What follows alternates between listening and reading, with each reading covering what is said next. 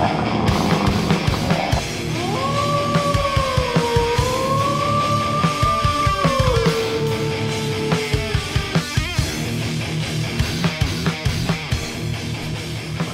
and welcome to my Christmas or Christmas Eve edition of Alert Wolf here, and I'm going to bring to you another review.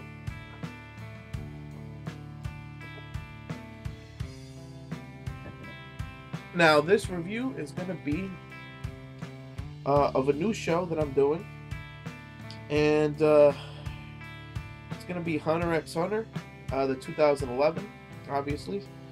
And this is episode 60. So, Hunter x Hunter, episode 60. And this one's called Beginning and End, or End and the Beginning, excuse me. You know, I'm not going to do the X's, you know, it's begin X, end X, you know, all that crap. No.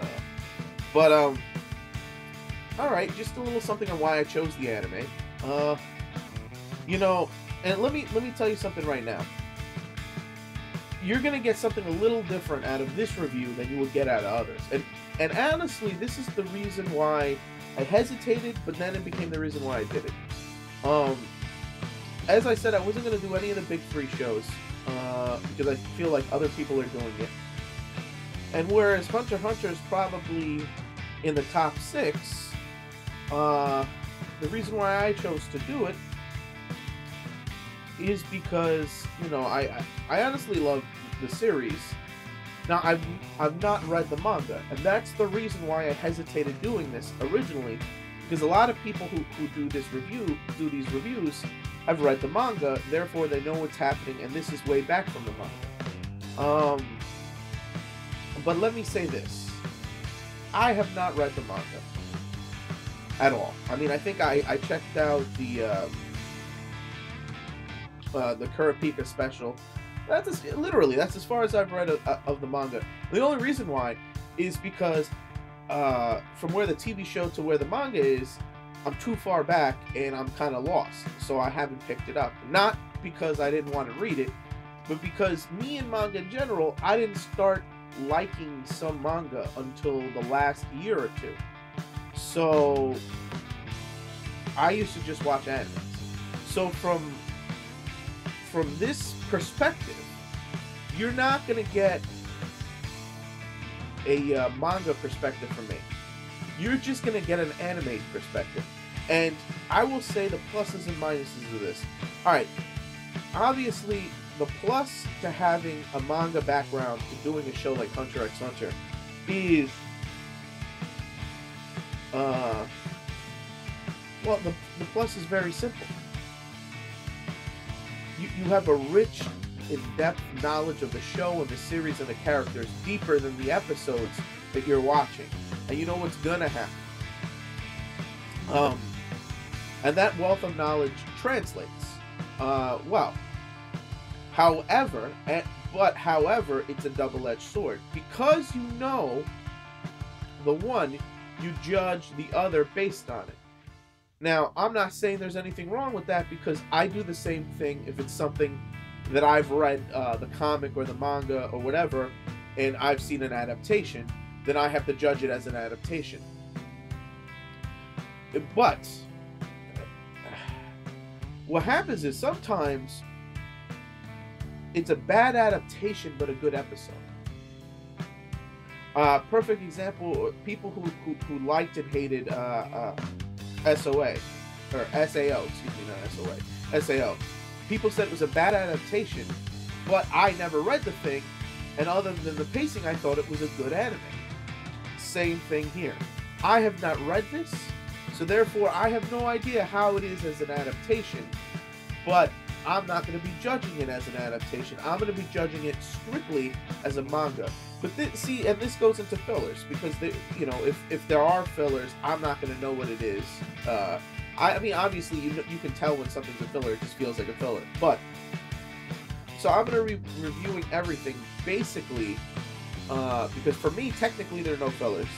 So I'm going to be reviewing everything basically as it pertains to an anime, and so that's the strength of this and the weakness.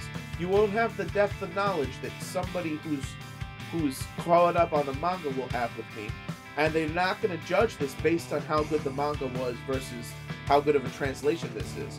But what you will get from me is a fresh perspective and a honest review of the anime, not based on biases and preconceptions that you will get if you read the manga. Now, again, pluses and minuses. So I just figured I'd let you know my perspective is just judging this on the anime, and I did not watch the original anime, so it's not. I'm not even basing it off the original anime. To me, this is the original anime, so this is how I judge it on. All right, so all of that taken into account, so that's the reason why I've chosen to do this. I actually wanted to do this last episode because it was the beginning of the Green Island arc, and I thought it was a good time to jump into Hunter x Hunter.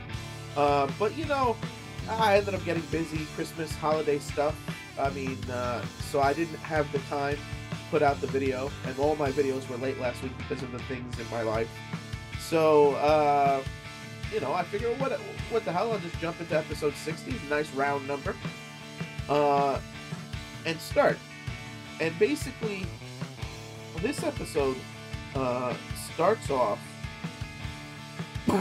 with Kurapika, Liario, and, you know, Liario. It's funny, it's one of those names I've only heard in the anime, never actually said out loud when I talk about the show. It's funny to say. But anyway, Liario and Melody.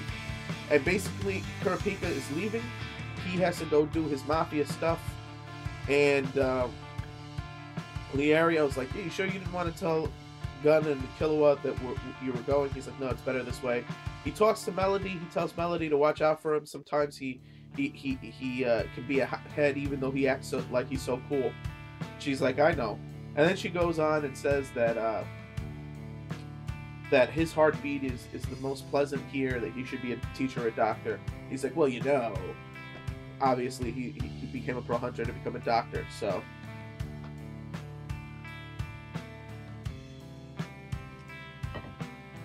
All right.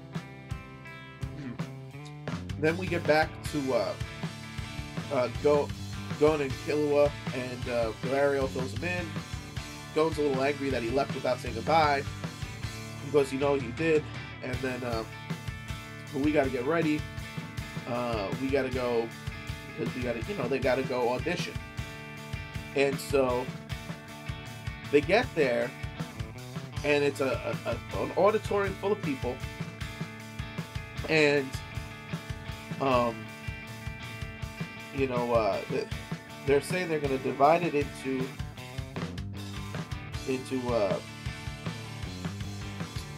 20 or 32 players, and the guy who's running this little tryout is Tetsugira. All right, sorry, I had to cheat and look at my phone. I didn't know this dude's name. He's new to me. So Tetsugira says, you know, certain people get in, and everybody runs up to go be part of the line. And then the other dude, so then Killua is overthinking things, because he does that. And, oh, you know what? I did leave something out. Zyle, or Zeptile, whatever his name is, he left, he gave Gon his money, or the 100 million to get his pro license back, and he left to go become a pro hunter, because he figures if he sells his pro hunting license, he can just live off of the interest, easy street. So, alright, sorry, this is a little sidebar. Alright, so, you know, Killua was overthinking things because he just feels that he's not sure if getting on the line was right, waiting here is right, you know. And then another guy comes up to him who actually makes it through, and he's like, listen, you know, these people are crazy. The people who got in the front of the line and went first, they're in. The people waiting on line are hopeless, and especially the people standing near the line. And Gon figured out that they have such limited spots, that they're gonna test everybody. And so Killua was reassured. And then Killua, Killua says to the guy, you know, the guy who acts like he's so smart never makes it. you know, he goes in, and then Killua goes. Now Killua goes in, and he has to show his Nen, and then he's like, no, let me show you my Hatsu. I think I pronounced that right. If I didn't, I'm sorry. And he shows him that he's an electric user, and he's like, that's crazy. You learned this in 4 days? He goes, it's not even something you could just pick up in 4 days, because you have to have a natural affinity to electricity. You have to have been, like, electrocuting yourself for years. He's like, yeah, fam, I've been electrocuted. Been electrocuted since the day I was born. Family business. Because he's like, who the hell are you? And then he walks in. And then the dude that gave him the advice is there. The little chick is there. And again, I'm sure these characters are going to become more important. I'm going to know their names because they're the people who made it into the game. But so then Killua's wondering if Gon is going to make it in, and he's like, you hear a boom, and the next thing you know is little Gon peeking his head in. He goes, oh, that was you? He's like, yeah, that was me. And what's his face is like, these kids are fucking scary, man. They're scary. Because in 4 days, they completely changed how badass they were. But, alright. So it's time to get in. The people who pass. Everybody gets put into the same virtual world, regardless of the game. And they can only put in one at a time. They do rock, paper, scissors. Gon goes in first. Using his ring and his father's game save. So he goes into the game, he sees the chick responsible for the game, she explains him the rules and what's going on. Basically, he has a book, and he has to collect 100 cards. You find items in the game, you can turn them into cards. There's a limit of how many times they can be turned into cards or turned back into the item before they're no good. You can only have 3 of the same item. If you die, all your items are done. You know, your book doesn't count. And the way to beat the game is to have 100 items permanently saved. When you save an item under the 1 through 100 slot, that's a permanent save. You have 45 temporary saves, and that's how it goes. And nobody's cleared the game in 10 years. You know, Gon's head starts to smoke a little. All right, then we get a message from Gon's father. The message is, if you were looking for a clue to find me, I'm sorry, this has nothing to do with finding me. I just wanted to show you the games me and my friend made. And this lets us know that he made the game. Him and his friends made the game. So that's important. And then, you know, he walks down the stairs, because what happens is, well, she reads the game save to him. This is how he gets this message from Gon's father. So, you know, he walks down the stairs to go out to the game. His father tells him that he created the game. Also, that he might as well enjoy the game because you can't leave until you find an item that allows you to leave. So then Gon walks outside, and that's the end of the episode. He sees the vast open green plain and the weird house. And that's the episode. Now this was a setup episode. So, you know, the last episode was a setup episode. This episode is a setup episode. I'm sure the next few are gonna set you up and get you into this arc. For a setup episode, I think the best a setup episode can ever be is like a 3 or a good, you know. And having said that, this is what this episode was. This was a good episode. It was solid. We got to see them flexing their muscles a bit with the power, and it's a good explanation of how the game works. So there's not much to talk about with this episode. It's basically what happened, and but it is getting me pumped. I can't wait to get into the next episode and the next arc, the Green Island arc. So I'm pumped for that. And having said all of these things, I think I'm gonna let you guys go. So click it up if you like it, comment if you must, subscribe if you can, and have a Merry Christmas, you guys. So I am out.